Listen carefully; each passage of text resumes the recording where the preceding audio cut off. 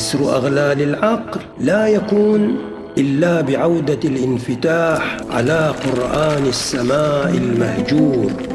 وقال الرسول: يا رب، إن قوم اتخذوا هذا القرآن مهجورا.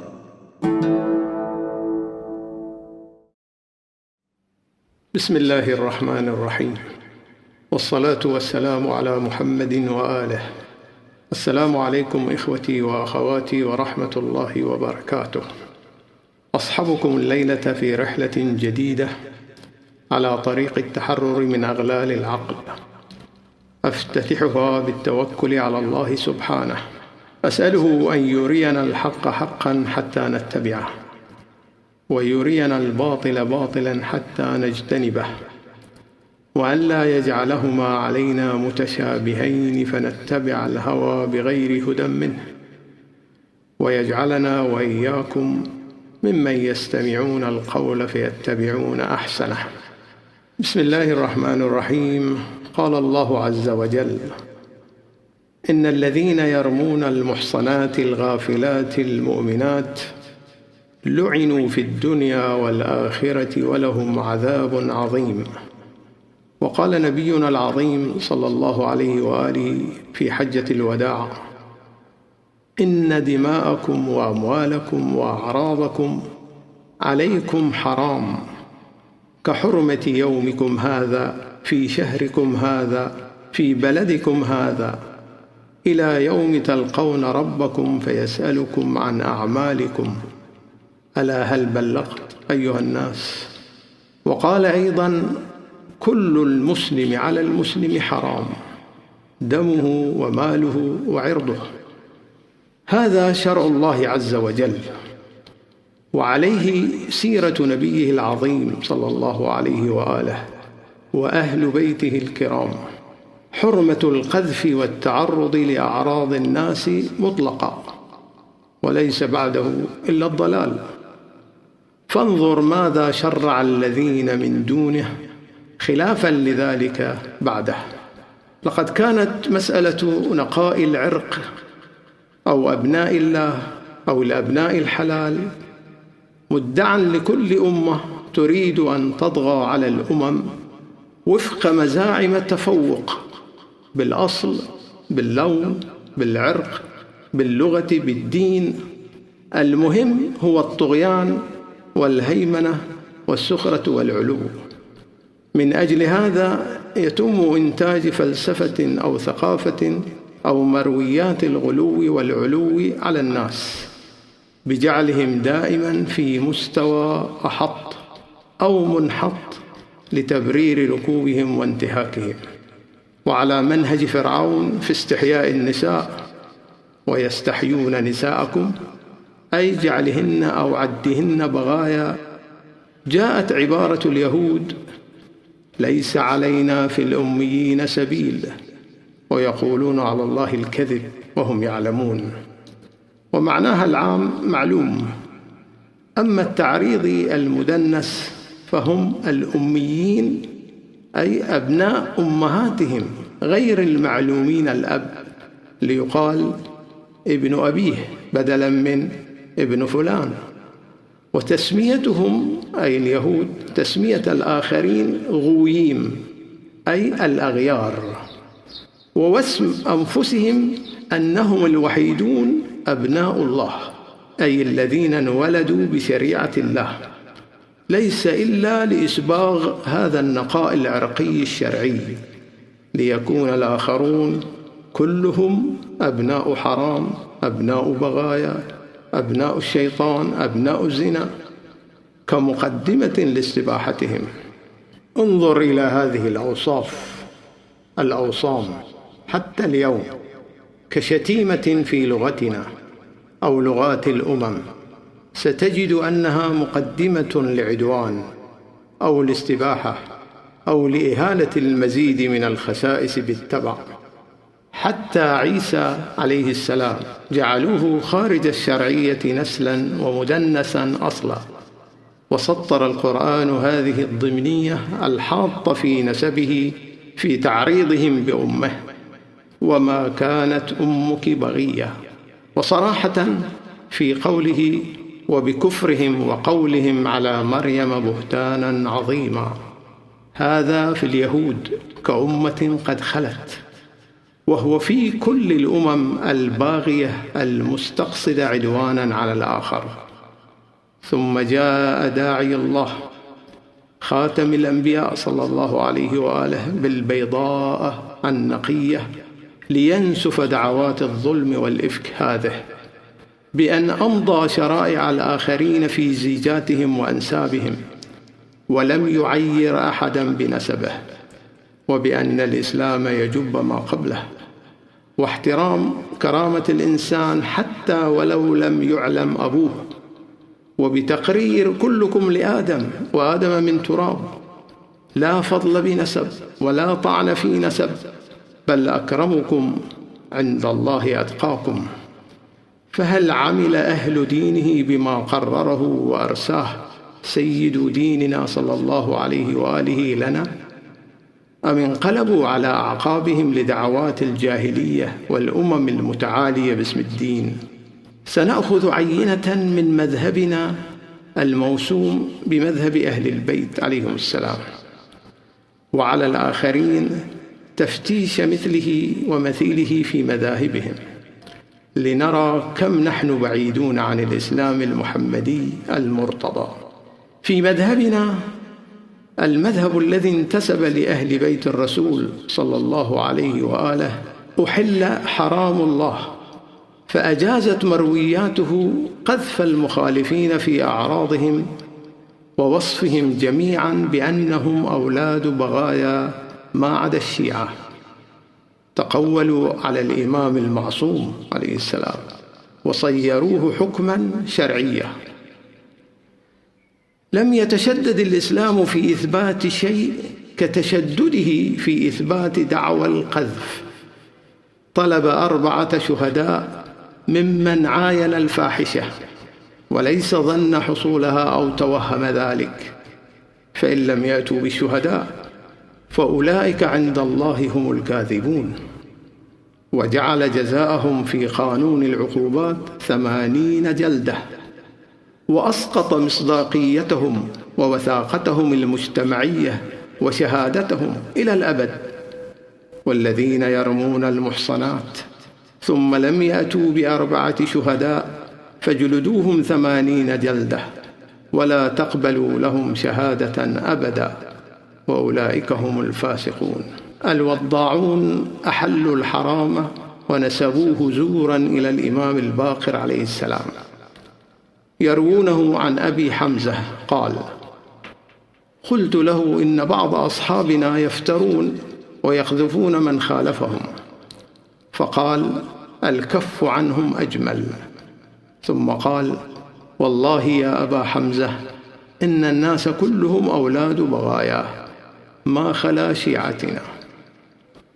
كان السؤال عن سلوك بعض من ينتسبون للإمام الذين يفترون ويقذفون من خالفهم في الولاء لأهل البيت عليهم السلام، فيأتي الحكم حسب الرواية: الكف عنهم أجمل، يعني بلغة الفقه أن قذف المخالفين جائز على كراهة، ورغم كراهة هذا الفعل لا يمتنع عنه الإمام المعصوم، بل يزيد معللا ويعمم قاعدة أن الناس كلهم أولاد بغايا ما خلا شيعتنا، فيتهمهم في سلامة أعراضهم وطهارة مولدهم ما خلا الشيعة. تصور إماما معصوما يقوم بقذف الناس أجمعين ما عدا فرقة شيعته، ويجيز لأتباعه قذف المخالفين. هل يفعل ذلك المعصوم أم هو افتراء وكذب؟ حاشا الإمام أن يكون داعية لهذا المنكر، بل ينبغي معاقبة من افترى هذا الحديث عليه وجلده وعدم قبول شهادته أبدا. إن ثبت هذا القول فماذا يبقى للمسلمين المشتوم أعراضهم بعده من أساس تقام عليه أخوتهم وتواصلهم وتعاونهم ووحدتهم التي أمر الله بها؟ لا شيء.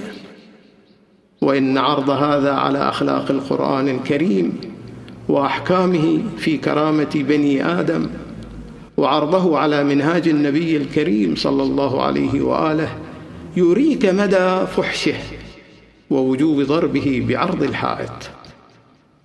أيها المسلم المنتسب لله أو لأهل بيت رسول الله، استنبت الوضاعون بذور الطعن في أعراض المسلمين في دماغك وقلبك، فأنت تتلقى هذه العقيدة في المرويات وفي بعض أبيات الشعر منذ نعومة أظفارك، بل تعاينها ثقافة همز ولمز وغمز ترمز بها بعض التعليقات والنكات التي يتم السخرية بها وينال من الآخر ورموزه. أليست هذه الحقيقة عارية؟ أنت تتعامل مع باقي المسلمين على اختلاف مذاهبهم وفرقهم، وفي خلفيتك هذه النكبة العقائدية، فهم في زوايا لا شعور زنات وأولاد بغايا. لماذا؟ لأنهم بحسب المروي المفترى لا يدفعون الخمس كما تفعل أنت، مع أن كثيرا من الشيعة لا يدفعون الخمس، إما جهلا أو عصيانا. وهل الأعراض معلقة على دفع خمس؟ مع عدم علم الأمم والشعوب والمذاهب بخمس الشيعة أصلا، بل وعدم علمهم بأئمة الشيعة أو عدم اعترافهم بهم، صير نطفهم حراما لأنهم أكلوا مالا حراما، هو الخمس بالزعم. إذن على جميع المسلمين الصوم شهرين عدا الكفارات عن كل يوم أفطروا فيه طوال عمرهم بالحرام، وإعادة كل صلواتهم لأنها صليت بألبسة حرام، وعدم الأكل منهم لأن أكلهم من مال حرام. ولن يبقى دين لأحد ولا إنسانية ولا اجتماع، وهذا كله خبل وعدوان. يروون عن أهل بيت النبوة كذبا أن قائلهم يقول: يا أبا حمزة، كتاب الله المنزل يدل عليه إن الله تبارك وتعالى جعل لنا أهل البيت سهاما ثلاثة في جميع الفيء، ثم قال عز وجل: واعلموا أنما غنمتم من شيء فأن لله خمسه وللرسول ولذي القربى واليتامى والمساكين وابن السبيل. فنحن أصحاب الخمس والفيء، وقد حرمناه على جميع الناس ما خلا شيعتنا. والله يا أبا حمزة ما من أرض فتحت ولا خمس يخمس فيضرب على شيء منه إلا كان حراما على من يصيبه فرجا كان أو مالا. هكذا تقول الرواية. اجعل نفسك ميزانا فيما بينك وبين غيرك لتعرف حجم الجرم ومبلغ الافتراء. ضع نفسك مكان الآخر وانصبها غرضا لسهام القذف في عرضك، كيف سيكون رد فعلك؟ هل ستصدق من تعرف أنه يستبطن عقيدة كهذه العقيدة الفاسدة فيك إن ادعى أنه أخوك في الإسلام؟ لو أنفقت مالك وجهدك وعقدت المؤتمرات والندوات فلن تنفع كل جهود توحيد الأمة في ترميم العلاقة النفسية المتصدعة وبناء الثقة المفقودة بسبب وجود مثل هذه الروايات المكذوبة على الرسول وأهل البيت عليهم السلام واستبطان هذه العقيدة الفاسدة.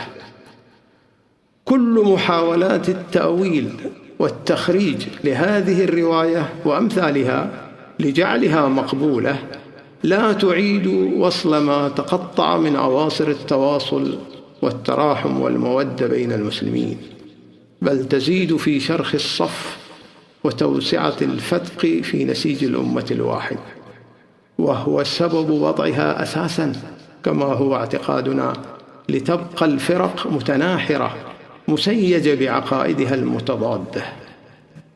فالعبارة واضحة الدلالة تمام الوضوح: والله يا أبا حمزة إن الناس كلهم أولاد بغايا ما خلا شيعتنا.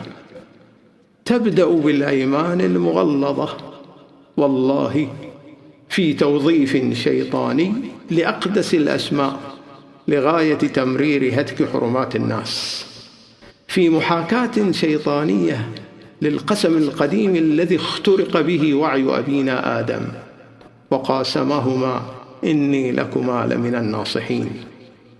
تلك كانت لحظة فارقة حيث استخدم مقدس آدم اسم الله ضده لأول مرة في تاريخ الإنسانية، ولم يدر بخلد أبينا آدم أن هناك من سيجرؤ على فعل ذلك.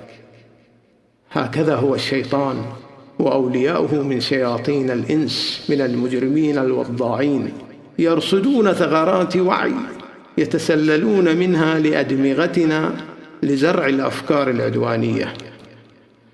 وباستخدام التوكيد إنه يتم زرع التعميم في الحكم على الناس كلهم بأنهم أولاد بغايا ما خلا الشيعة، والسبب يساق باستهتار شديد واستخفاف بالعقل، لأنهم لا يدفعون الخمس، وكأن المعصوم أحرص على أموال الخمس منه على مصلحة الأمة ووحدتها، مع أنه أب لهذه الأمة كلها كما كان جده لا أب لفرقة. أصحاب تلميع الخبائث على الآل الطيبين الذين لا يصدر منهم إلا الطيبات، لأن الطيبات للطيبين، يقولون بأن ثمة فرقا بين أولاد زنا وأولاد بغايا، وأن إذا كانت أمهاتهم بغايا فلا يلزم أن يكون تولدهم من الزنا، إذ يمكن أن يولدوا من بغايا ولكن بنكاح صحيح. هكذا يتأولون. هذا محض تهريج وتلاعب بالألفاظ وضحك واستغفال لعقول المؤمنين. وهل وصف أمهات غير العارفين بأهل البيت بالبغايا أقل سبة من وصفهم بأولاد الزنا؟ وهل البغي إلا الفاجرة الزانية؟ البغي في اللغة هي الفاجرة التي تتكسب من فجورها، وجمعها بغايا. البغي هي التي تبغي الرجال أي تطلبهم. فهل نساء المذاهب والأديان والأمم تفعل ذلك؟ هل كانت ماريا المسيحية زوجة النبي تفعل ذلك قبل زواجها من النبي؟ هل صفية اليهودية كانت تفعل ذلك؟ هل نساء النبي المسلمات اللاتي لم يعرفن المذهب ولا أعاجيبه وافتراءاته كن كذلك؟ هل يجوز للشيعي أن يتزوج من فتيات المذاهب الأخرى وهن بنات بغايا؟ وهل يجوز لهن بعد التزوج منهن البقاء على مذهبهن؟ أم ينبغي تشييعهن قسرا منعا لهن من البغاء؟ قال تعالى في سورة مريم: قالت أنى يكون لي غلام ولم يمسسني بشر ولم أك بغية. وأيضا: يا أخت هارون ما كان أبوك امرأ سوء وما كانت أمك بغية. والكلام عن ولادة عيسى عليه السلام من غير أب معروف لديهم فاتهموها بالزنا. إن أي تخريج لغوي هو تهريج لتسويق هذا العمل المذهبي، بل هو مشاركة في الإثم والعدوان الذي نهانا الله عنه: ولا تعاونوا على الإثم والعدوان. يقول قائل في زخرف قوله: لعل المراد بالبغايا الإماء، فإن الأمة يطلق عليها بغي سواء أكانت فاجرة أم لا. إذن يكون الجواب لا علاقة له بموضوع السؤال عن افتراء وقذف بعض الأصحاب المخالفين، كما لا علاقة له بالعلة أن عدم طهارة المولد نتيجة عدم تسليم الخمس، ولا معنى للقسم في هذه الحالة طالما كان معنى الجواب أن الناس كلهم أولاد إيماء، وهذا جواب غير صحيح في حد ذاته لأنه خلاف الواقع. وهروبا من هذا الإشكال قال: لعل الإمام عليه السلام يريد جماعة مخصوصة موصوفين بأن أمهاتهم إماء أو فواجر، واستثنى منهم من كانوا من شيعة أهل البيت عليهم السلام، والله أعلم. انظر كيف أصبح المراد من الناس كلهم جماعة مخصوصة في محاولة الالتفاف على المعنى. ما هذا التخبط؟ وأي بغي على الناس نسيغه لأنفسنا بغير الحق. لا ينفع تخريج ولا تهريج، لأن المعنى متحقق وثابت في روايات أخرى أكثروا بإفكها على أهل البيت، وما زالوا يتداولونها كإفتاءات من المذهب، فوصمة أولاد البغايا تسري ببقية المذاهب والملل حتى يوم القيامة. فيقولون إن الذين يدعون بأسماء أمهاتهم هم بقية الخلائق ما خلا شيعة آل محمد عليهم السلام، فإنهم يدعون بأسماء آبائهم لطهارة مولدهم. لاحظ: لطهارة مولدهم. وزعموا عن أبي عبد الله عليه السلام قال: إذا كان يوم القيامة دعي الخلائق بأسماء أمهاتهم إلا نحن وشيعتنا، فإنهم يدعون بأسماء آبائهم.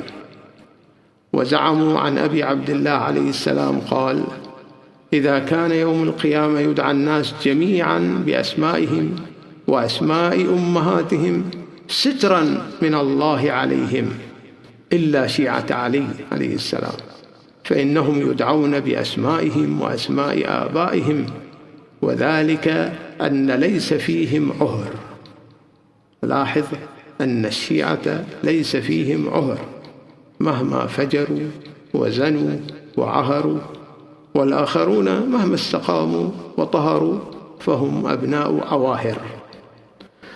وزعموا عن علي بن الحسين عن أبيه عن زر بن حبيش عن علي عليه السلام قال: إذا كان يوم القيامة يدعى الناس بأسمائهم إلا شيعتي ومحبي، فإنهم يدعون بأسماء آبائهم لطيب مواليدهم.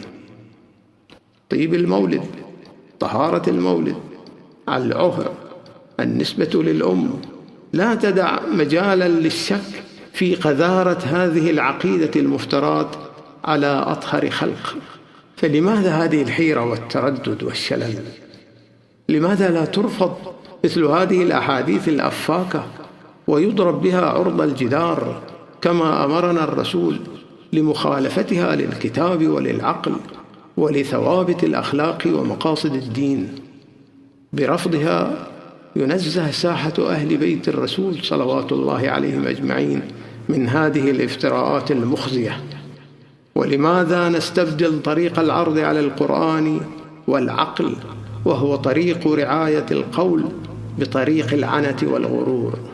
يظنون أنهم بالتخريجات الفاسدة يدفعون التهمة عن أهل البيت، بينما الله يحذرنا من طريق الظنون. إن الظن لا يغني من الحق شيئا، فاطلبوا الحق تعرفونه، فالله لا يخذل من يجاهد فيه طلبا للحقيقة. الذين جاهدوا فينا لنهدينهم سبلنا. ومولانا علي عليه السلام يهتف بنا: اعرف الحق تعرف أهله، فلا يستخفنك الرجال وزخرف المقال. هذا مسار معرفة الحق بين، لا يستعصي إلا على النفوس المسكونة بأناها وببواعث الاستعلاء والوصاية على الناس. لكن كتب الرجال وبضاعة الرجال صارت أهم لدينا كمتمذهبين من تنزيه أهل البيت الطاهرين. فلذلك مذهب أهل البيت، إن كان لأهل البيت مذهب غير الإسلام، هو صناعة رجال ومرويات رجال تزينت ببعض آثار أهل البيت الكرام، وزادت فيه ما يحقق أغراض العلو والغلو، كأمم من كان قبلنا وغيرنا شبرا بشبر وذراعا بذراع. حين تتأولون هذا الافتراء فإنكم تجعلون من أهل البيت الطاهرين الزاهدين في الدنيا أحرص الناس على الأموال من الفيء والخمس، ولو على حساب الإسلام ومصلحة الأمة وكرامة الإنسان، وهو خلاف ما كان عليه أهل البيت عليهم السلام الذين ضحوا بالكثير. والتاريخ يشهد لهم بإنكار ذواتهم وتناسي حظوظهم وتقديم أنفسهم قرابين حفاظا على دين الله والمصلحة العامة ووحدة الأمة. هذا سيد أهل البيت الإمام علي عليه السلام بعد وفاة الرسول الأعظم صلى الله عليه وآله يقول: والله لأسالمن ما سلمت أمور المسلمين ولم يكن فيها جور إلا علي خاصة. يقسم على ذلك التزاما منه بهذا الموقف السلمي المؤلف بين المسلمين ليكسر قرن الفتنة أبا سفيان، وهو يعده ويمنيه بالمال والرجال حين غلت نار حمية الهاشميين نصرة له.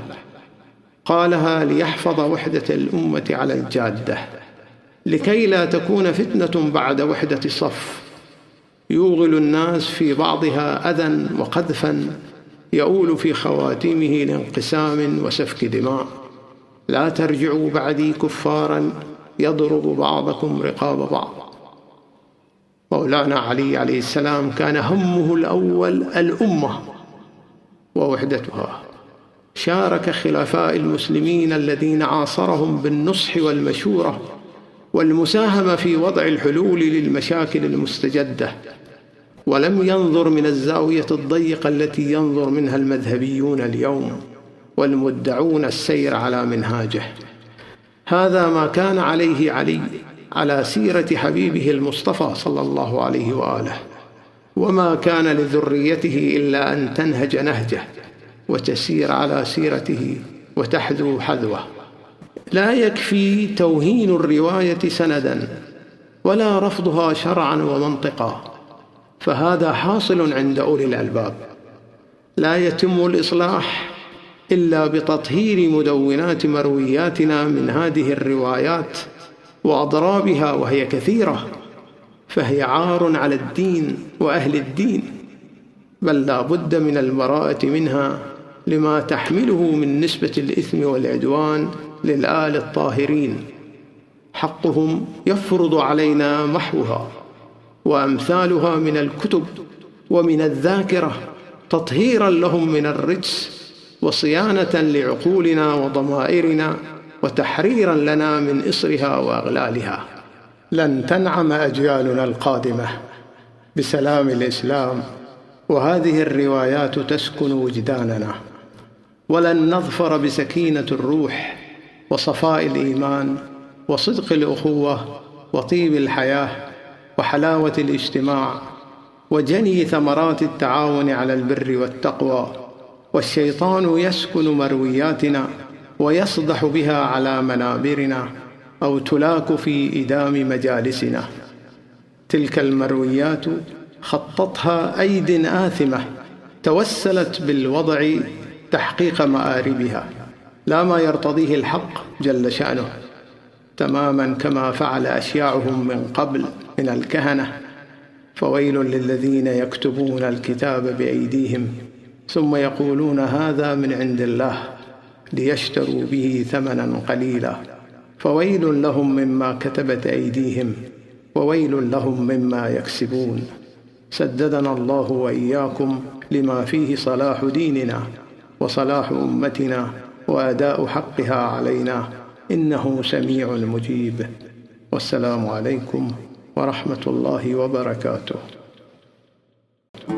كسر أغلال العقل لا يكون إلا بعودة الانفتاح على قرآن السماء المهجور. وقال الرسول: يا رب، إن قوم اتخذوا هذا القرآن مهجورا.